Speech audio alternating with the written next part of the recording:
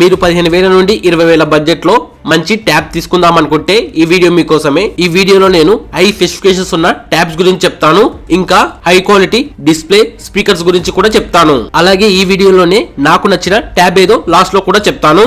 ఈ video last వరకు చూడండి. మరి ఏం మాత్రం లేట్ చేయకుండా వీడియోని స్టార్ట్ చేసేద్దాం.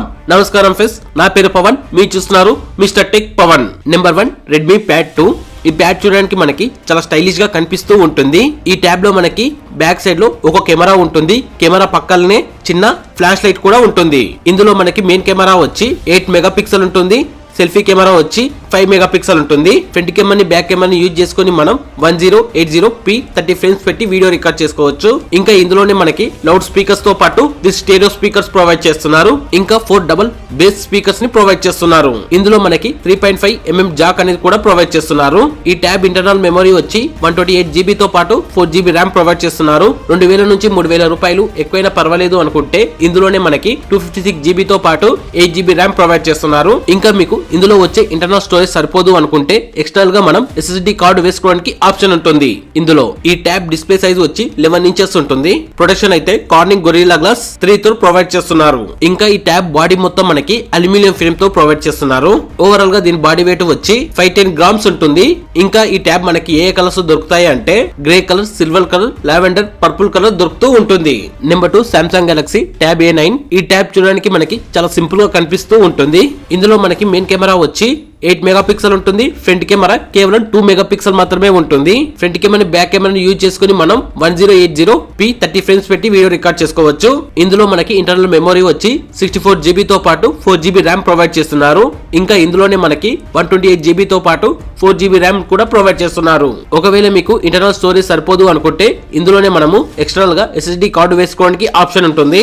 ఇంకా ఇందులో మనకి లౌడ్ స్పీకర్స్ ఉంటాయి, విత్ స్టెరియో స్పీకర్స్ ఉంటాయి. ఇంకా మనకి 3.5mm జాక్ కూడా ప్రొవైడ్ చేస్తున్నారు ఈ ట్యాబ్ లో. ఇందులో మనకి బ్యాటరీ అయితే 5100 mAh బ్యాటరీ ఉంటుంది. ఇంకా 15 వాట్స్ వైడ్ చార్జర్ తో ప్రొవైడ్ చేస్తున్నారు ఈ ట్యాబ్ ని. ఇందులో మనం కేవలం నానో సిమ్ మాత్రమే వేసుకోవాలి, ఎలాంటి ఈ సిమ్ వేసుకోవడానికి ఆప్షన్ ఉండదు. రెజల్యూషన్ వచ్చి 5:3 రేషియోతో వస్తుంది. ఇంకా ఈ ట్యాబ్ డిస్ప్లే సైజ్ వచ్చి 8.7 ఇంచెస్ మాత్రమే ఉంటుంది. ఇంకా ఈ ట్యాబ్ బాడీ మొత్తం మనకి ప్లాస్టిక్ మెటీరియల్ తో తయారు చేస్తారు. ఓవరాల్ గా ఈ ట్యాబ్ బాడీ వెయిట్ వచ్చి 332 గ్రామ్స్ మాత్రమే ఉంటుంది. నిజానికి ఈ ట్యాబ్ చూడడానికి చాలా సింపుల్ గా కనిపిస్తూ ఉంటుంది. Number 3 OnePlus Pad Go. ఈ ట్యాబ్ చూడడానికి మనకి చాలా స్టైలిష్ గా కనిపిస్తూ ఉంటుంది. బ్యాక్ సైడ్ లో మనకి సింగిల్ కెమెరా మాత్రమే ప్రొవైడ్ చేస్తున్నారు. ఇంకా కెమెరా కిందనే మనకి OnePlus బ్రాండ్ లోగో కనిపిస్తుంది. ఇందులో మనకి మెయిన్ గా స్పెసిఫికేషన్స్ అయితే మెయిన్ కెమెరా 8 మెగా పిక్సెల్ ఉంటుంది. ఫ్రంట్ కెమెరా 8 మెగా పిక్సెల్ ఉంటుంది. ఫ్రంట్ కెమెరాని బ్యాక్ కెమెరాని యూజ్ చేసుకుని మనం 1080p 30 ఫ్రేమ్స్ పెట్టి వీడియో రికార్డ్ చేసుకోవచ్చు. ఇందులోనే మనకి ఇంటర్నల్ స్టోరేజ్ వచ్చి 128GB తో పాటు 8GB ర్యామ్ ప్రొవైడ్ చేస్తున్నారు.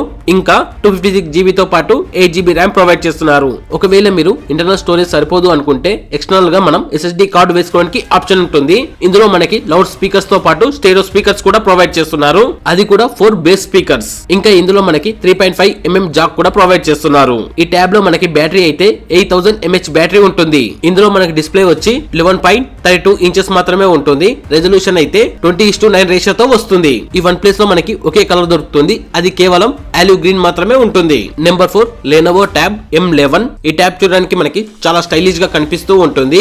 బ్యాక్ సైడ్ లో మనకి ఒక యూనిక్ డిజైన్ తో కెమెరా అనేది కనిపిస్తుంది. కెమెరా కిందనే చిన్న డాట్ LED ఫ్లాష్ లైట్ కూడా ప్రొవైడ్ చేశారు. ఇందులో మనకి మెయిన్ కెమెరా వచ్చి 13 మెగా పిక్సెల్ ఉంటుంది.